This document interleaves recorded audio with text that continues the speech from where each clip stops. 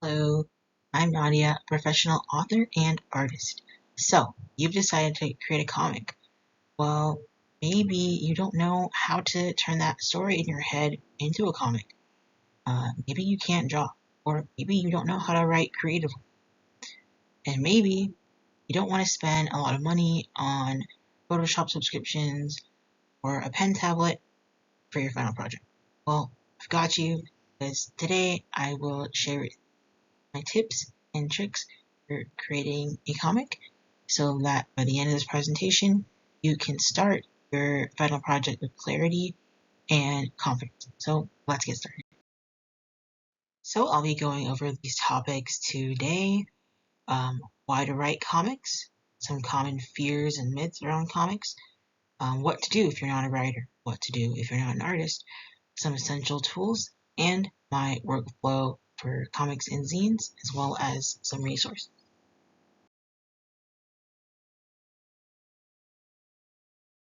So, why comics? Well, writing a comic can be a fun and creative way to share your nursing, pre-med, or whatever professional field you're going into, your experiences, and you connect with others in your field. And in the context of this being a microbiology class, be able to share your findings on this microorganism with other people. So some of the core benefits of creating a comic are expertise, share expertise and connect with others in your field. Accessibility, a variety of literacy levels can understand comics. They're digestible. You can take those complex ideas and theories and put them down to easy to understand language and visual language, which is the biggest strength of comics. And they don't require a lot of money or previous experience. It's pretty much free to make a comic, and any skill level can create a comic.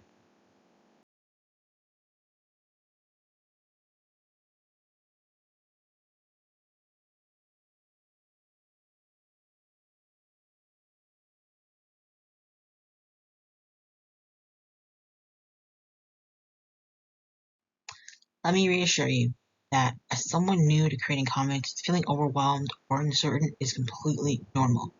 Some common pains and barriers that many students face are that you need to go to art school, that you need to be artsy, creative. You need to know how to draw. You need to be a creative writer, or you need to have fancy software like Photoshop or pen tablet or an iPad. You might be asking, Nadia, is this true? Your current skills are enough, because the truth is anyone can make a comic or a zine. If you can write an essay, you can write a comic. You don't need fancy equipment, and you can make a comic with software you use for school. So you're not a writer? It's okay, because if you can write a college essay, you can write a comic script. So here's some tips on how to write a story. Because you're in a microbiology class, consider the organism you want to feature, its unique characteristics, and brainstorm different ideas on how you can use the microorganism's life cycle, which has a beginning, a middle, and an end. How can you convey your message through visual storytelling? Is there certain characteristics of the microorganisms that you can put more emphasis on in comic? Can you use an anecdote or a parody to tell a compelling and entertaining story? Or is there something in the news or online that you've recently read that you think might be a good place to start with your story? Talk about the microorganism. Remember the rubric and be creative in how you might include it. It's there to guide you and to help you get unstuck. So, who is your audience? Well, your professor is your main audience and she'll be the one reading your work.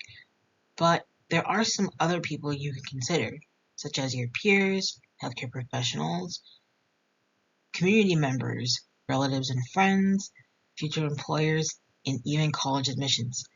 This will help you tailor your message and your language accordingly.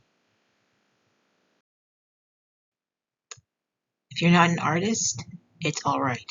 If you can draw a circle or a square in PowerPoint or Google Slides, you have the skills to draw a comic. Let's look at some of the different types of comics together and the various art styles.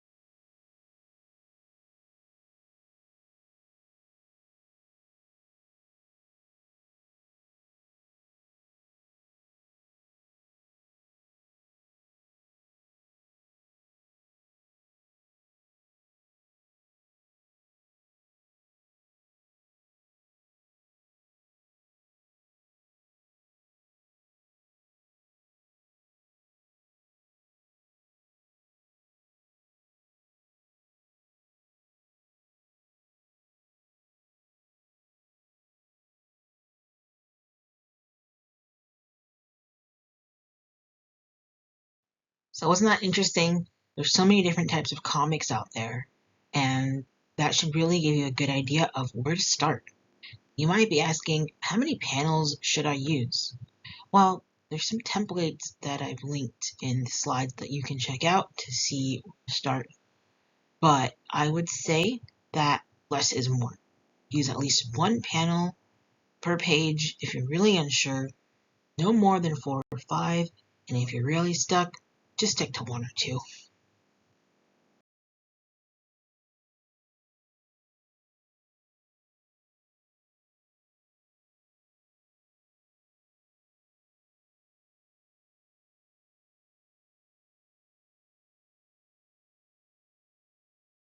You might be asking, don't you need a tablet or an iPad? Nope. You can draw a comic on a mobile phone, on pencil and paper, even with a presentation software, just like Google Slides or PowerPoint. Here are some of the essential writing tools that I use and that I recommend to students. Google Docs, excellent. Microsoft Word, excellent. iPad Notes, another great tool that you have on your phone if you're on the go, want to have convenient. Sticky notes, both on the desktop and that you can buy, are also great because they're convenient and they're on the go. And of course, paper. One of the other thing I'd like to mention when it comes to Google Docs and Microsoft Word is you can speak into your phone. They have a dictation mode. You can speak into the phone. So if writing a script gives you hives, you can just speak into the phone and it will dictate your script on there. Essential drawing tools that I recommend to students are sticky notes or post-it notes or any kind of sticky notes are great to do your sketches on. Paper is great. You can also use flashcards as well. Just make sure it's unrolled, unlined kind of paper because that can be very tricky to clean up once you have scanned computer. MS Paint, it's pre-installed on the desktop, but it's a great, powerful tool to draw some very great shapes. Google Slides. Google Slides has a lot of really great shapes and coloring techniques that you can use to create comics with, and of course Canva. And I will note that the free version of Canva offers limited assets. So if you download a images off of Canva, make sure that you're using the free assets and the free fonts, because if you don't, they will put like a paywall in front of it and they'll put like a Canva watermark. So to prevent that from happening, make sure you're using the assets and free fonts and you should be good to go. These are the essential drawing tools I recommend to students who may feel a bit more skilled in their artistic ability. Clip Studio Paint offers a 30-day free trial, and it can create a comic from start to finish. Affinity Designer, I would say, is more similar to Illustrator, which is an Adobe product, and it has a lot of great capability to create comics from start to finish. Ibis Paint is a freemium. They want you to watch lots of like 20-second ads, but you don't have to pay anything outright to use the software. And there is Procreate, which is paid only, and it is only available for the iPad. And it is another great tool that you can use to create your comic if you just want to use it your iPad. Here are the essential comic making and text tools that I recommend to students. Canva Slides is an excellent tool to use, and it's pretty robust in what it offers for text and comic making panels. PowerPoint is great as well, and they also offer templates that you could use to create your comic. Canva is great if you're a little bit more advanced and you want to have a bit more variety. Just make sure that you're using the free assets, templates, and fonts so that once you download your comic, you will not be hit with a Canva watermark or the paywall. Just make sure you're using the free versions and you'll be fine. Procreate is great if you want to have a more hands-on approach and you want to create your panels by yourself. Affinity Designer is very similar to Illustrator or Photoshop, so use that if you feel like you're a bit more advanced. And finally, your phone camera is a great option if you just want to create your illustrations by hand and upload them into any one of these presentation or drawing softwares.